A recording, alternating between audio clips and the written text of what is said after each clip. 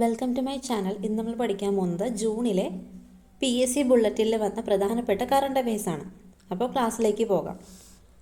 2026 Earth Prize European award അയർലൻഡിലെ മലയാളി വിദ്യാർത്ഥിനി ആര്യ സതീഷിൻ്റെ ഇക്കോപെർജ് എന്ന കണ്ടുപിടുത്തത്തിനാണ്.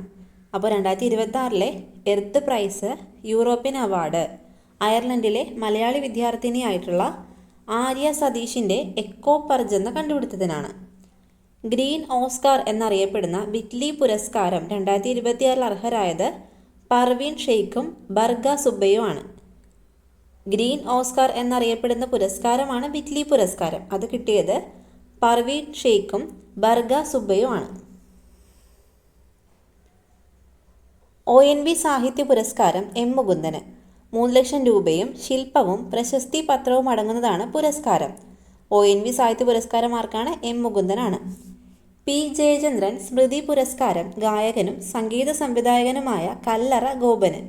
ജയചന്ദ്രൻ സ്മൃതി പുരസ്കാരമാണ് കല്ലറ ഗോപന്. സാഹിതി സഖ്യം MP പോൾ പുരസ്കാരം ആശാ മേനോനാണ് ലഭിച്ചത്. സാഹിതി സഖ്യം MP പോൾ പുരസ്കാരം ആശാ മേനോന്.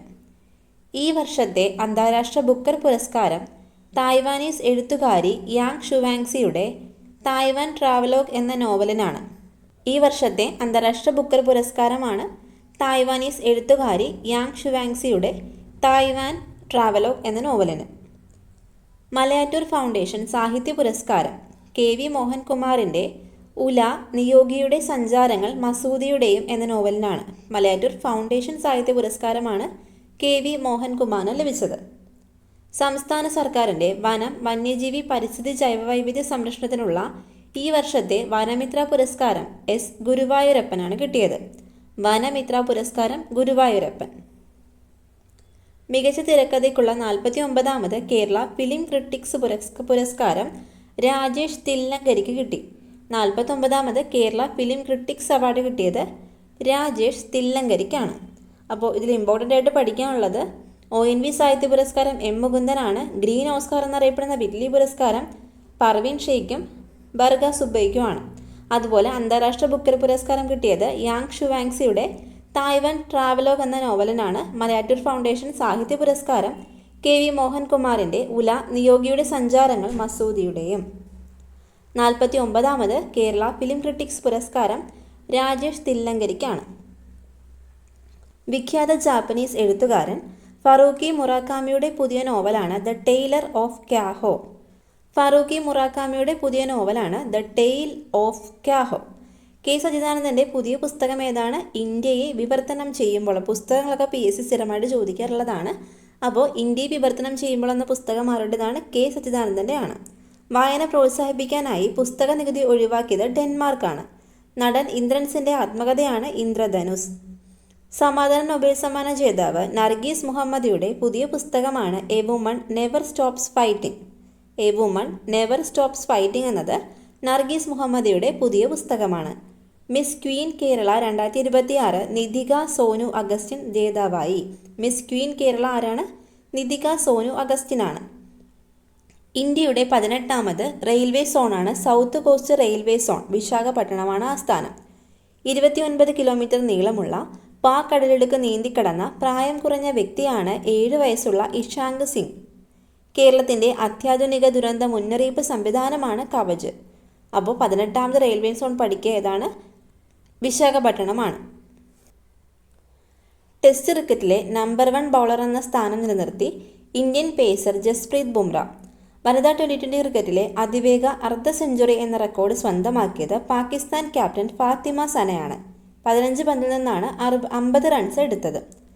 IPL ഒരു സീസണിൽ 50-ലധികം സിക്സ് നേടുന്ന ആദ്യ ഇന്ത്യൻ താരമാണ് വൈഭവ് സൂര്യവംശി. അപ്പോൾ ഒരു സീസണിൽ 50-ലധികം സിക്സ് നേടുന്ന ഇന്ത്യൻ താരമാണ് വൈഭവ് സൂര്യവംശി. IPL ഏറ്റവും കൂടുതൽ മത്സരങ്ങൾ കളിച്ച താരമാണ് വിരാട് കോഹ്ലി. കനേഡിയൻ ഗ്രാൻഡ് പ്രിയിൽ മെഴ്സിഡസിൻ്റെ ഇറ്റാലിയൻ ഡ്രൈവർ കിമി ആൻ്റണലിക്ക് കിരീടം. കനേഡിയൻ ഗ്രാൻഡ് പ്രിയിൽ മെഴ്സിഡസിൻ്റെ ഇറ്റാലിയൻ ഡ്രൈവർ കിമി ആൻ്റണലിക്ക് കിരീടം. 16ാം കേരള നിയമസഭയുടെ പ്രോട്ടം സ്പീക്കർ ആരാണ്? G. സുധാകരനാണ്. 16ാം കേരള നിയമസഭയുടെ ചീഫ് വിപ്പാണ് അപ്പു ജോൺ ജോസഫ്. അപ്പോൾ വിപ്പാണ് വിപ്പ് അബു ജോൺ ജോസഫ്. അഡ്വക്കേറ്റ് ജാജു ബാബു ആണ് പുതിയ അഡ്വക്കേറ്റ് ജനറലായും advocate T Asaf Ali prosecution director ജനറലായിട്ടും നിയമിതം. ഇതൊക്കെ പുതിയ അപ്പോയിൻമെൻറ്റ്സ് ആണ്. ഇതെല്ലാം എഴുതി വെച്ച് തന്നെ പഠിക്കാൻ ശ്രമിക്കുക. ജസ്റ്റിസ് രഞ്ജന പ്രകാശ് ദേശായി ആണ് പ്രസ് കൗൺസിൽ ഓഫ് ഇന്ത്യയുടെ പുതിയ ചെയർപേഴ്സൺ. പ്രസ് കൗൺസിൽ ഓഫ് ഇന്ത്യയുടെ പുതിയ ചെയർപേഴ്സൺ ആണ് രഞ്ജന പ്രകാശ് ദേശായി. റിസർവ് ബാങ്കിൻ്റെ പുതിയ ഡെപ്യൂട്ടി ഗവർണറാണ് രോഹിത് ജെയിൻ. ഡെപ്യൂട്ടി ഗവർണർ ആരാണ്? രോഹിത് ജെയിൻ ആണ്. പ്രസൂൺ ജോഷിയെ പ്രസാർ ഭാരതിയുടെ ചെയർപേഴ്സണായി നിയമിച്ചു. അപ്പോൾ പ്രസാർ ഭാരതി, പ്രസൂൺ ജോഷി, അത് പഠിക്കാൻ എളുപ്പമാണ്. Sasi Shekhar Vempati central board of film certification ചെയർമാനായി നിയമിതനായി. National association of software and service കമ്പനീസിൻ്റെ നിയമിതനായിട്ട് ശ്രീകാന്ത് വെലമക്കണ്ണി നിയമിതനായി. പാർലമെൻറ്റിൻ്റെ പബ്ലിക് അക്കൗണ്ട്സ് കമ്മിറ്റി അധ്യക്ഷനായിട്ട് KC വേണുഗോപാൽ വീണ്ടും നിയമിതനായി. അപ്പോൾ അദ്ദേഹം നമുക്ക് സുപരിചിതനാണ് അല്ലേ. പാർലമെൻറ്റിൻ്റെ പബ്ലിക് അക്കൗണ്ട്സ് കമ്മിറ്റിയുടെ അധ്യക്ഷനാണ് KC Venugopal. Femina Miss India കേരളയായി മേധാവി സാബു തിരഞ്ഞെടുക്കപ്പെട്ടു. കേരള ഫെമിന മിസ് ഇന്ത്യ കേരളയായിട്ട് മേധാവി സാബു തിരഞ്ഞെടുക്കപ്പെട്ടു. CBI ഡയറക്ടറായി തുടർ നിയമനം ലഭിച്ച പ്രവീൺ സൂദ്. അപ്പോൾ CBI ഡയറക്ടർ ആര് തന്നെയാണ്? പ്രവീൺ സൂദാണ്, മാറ്റമില്ല.